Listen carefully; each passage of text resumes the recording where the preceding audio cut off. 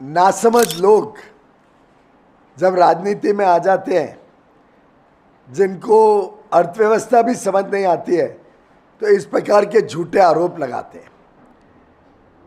ये बात बहुत गर्व के साथ मैं कह सकता हूं कि भारत के टेक्सटाइल उत्पाद और टेक्सटाइल निर्यात भारत की शान है। भारत आज भी लगभग 3,60,000 करोड़ का टेक्सटाइल क्षेत्र का निर्यात करता है, जो आगे चलकर बढ़ेगा और मेरा मानना है कि दुगने से ज़्यादा होने की संभावना आने वाले दिनों में स्पष्ट दिखती है।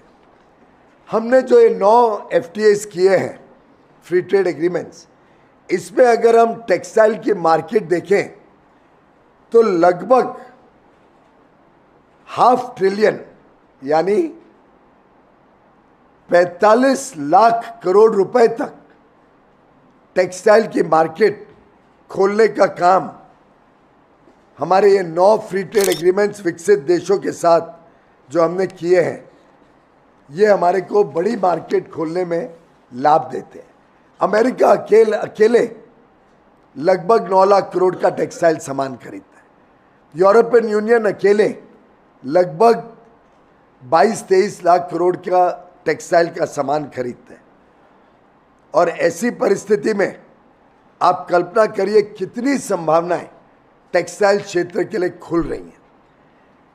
उन्होंने एक आरोप लगाया है कि बांग्लादेश में ज़ीरो ड्यूटी टेक्सटाइल्स के लिए खोली गई है, अगर बशर्ते वो अमेरिका से यान या अमेरिका से कॉटन सामने खरीदे। तो स्वाभाविक है, भारत को भी वही सुविधा मिलने वाली है। भारत के निर्यातक भी अगर अमेरिका से कॉटन या यान खरीदते हैं तो भारत का भी टेक्सटाइल 0 ड्यूटी पर अमेरिका जा सकता है। और मुझे विश्वास है भारत के हमारे कामगार, हमारे भारत के उद्यमी अवश्य इसका बड़ा फायदा उठाएंगे और बड़ी मार्केट कैप्चर करेंगे, निर्यात बढ़ाएंगे, रोजगार बढ़ाएंगे। और ये कोई आज का प्रावधान नहीं है। निर्यात करके विदेश भेजना, जिसके लिए आयात ज़ीरो ड्यूटी पे हो सके, कोई भी वस्तु आप अगर आयात करते हैं, उसको यहाँ प्रोसेस करते हैं और विदेश भेजते हैं, तो आज नहीं सदियों से ज़ीरो ड्यूटी पे लाया जा सकता है, यहाँ प्रोसेस करके एक्सपोर्ट किया जा सकता है। आपकी जानकारी के लिए SEZ का कानून तो कांग्रेस सरकार ही लाई थी, आपको याद होगा। SEZ के कानून में भी ये स्पष्ट लिखा गया है कि आप 0 ड्यूटी पे आयात कर सकते हैं, यहाँ प्रोसेस करके एक्सपोर्ट कर सकते हैं। तो उससे तो रोजगार ही बढ़ेगा, उससे फॉरेन करेंसी कमाई बढ़ेगी, विदेशी मुद्रा आएगी तो देश की ताकत बढ़ेगी और लाखों करोड़ों लोगों को सिर्फ और सिर्फ टेक्सटाइल सेक्टर में मुझे लगता है नए अवसर खुलेंगे।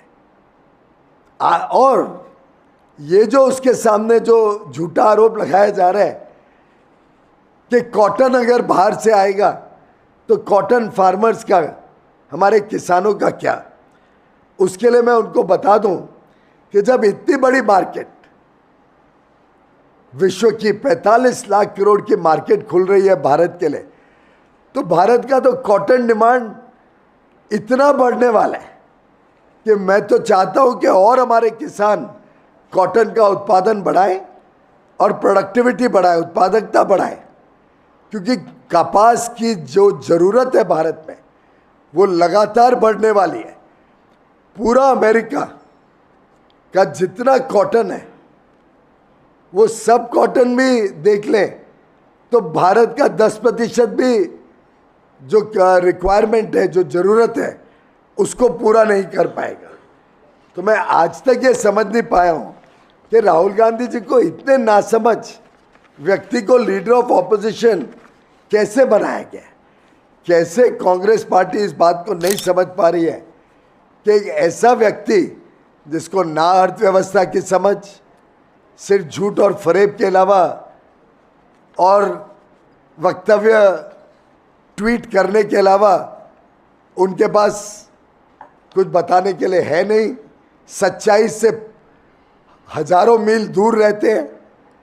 भारत की तो कॉटन की क्षमता भी बढ़ेगी, कॉटन की रिक्वायरमेंट भी बढ़ेगी, और ये जो नीति है आयात करके प्रोसेस करके निर्यात करना, ये फॉरेन ट्रेड पॉलिसी में सदियों से चले आ रही है, कोई नई नहीं है।